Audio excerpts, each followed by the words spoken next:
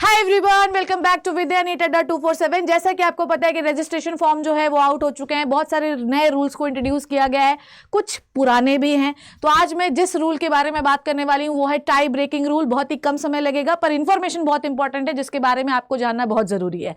अगर मान लीजिए एग्जामिनेशन देने के दौरान टाई हो जाता है, 2-3 बच्चे सेम मार्क्स ला लेते हैं, तो किसको प्रेफरेंस दी जाएगी? आइए समझते हैं 2025 नीट के एग्जामिनेशन में।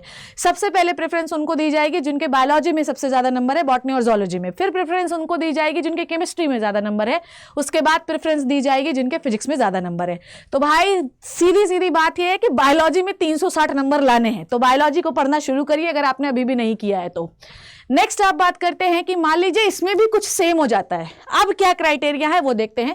Candidate with less proportion of number of attempt in corrected answer and corrected answer in all the subject in the test, उसको प्रेफरेंस दी जाएगी जिसने करेक्ट ज्यादा किए होंगे, इनकरेक्ट कम किए होंगे। फिर आ जाइए उसमें भी सेम हो जाता है, ठीक है। अब क्या करेंगे हम लोग?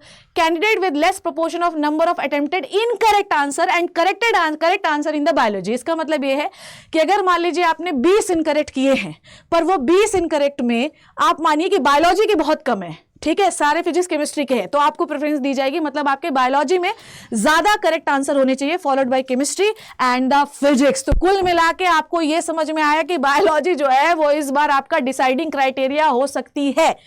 नेक्स्ट आप बात करते हैं कि क्या एज पे भी कोई इंपैक्ट पड़ेगा। आइए देखते हैं, क्योंकि एज भी एक मेजर इशू होता है टाई ब्रेकिंग रूल पे।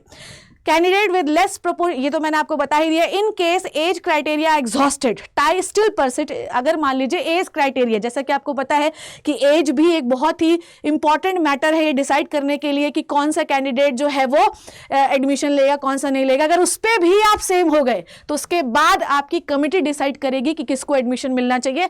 हालांकि इतनी चीजें सेम होती नहीं है, तो कृपया करके इससे जो आपको सीख मिलती है कि आपको अपनी बायोलॉजी पर विशेष तौर से ध्यान देना है, क्योंकि ये एक मेजर टाई ब्रेकिंग रूल बनाता है और इस पे आप फंस ना जाएं। इसलिए 360 की तैयारी बना के रखिए। थैंक यू सो मच बच्चों, take care and bye bye.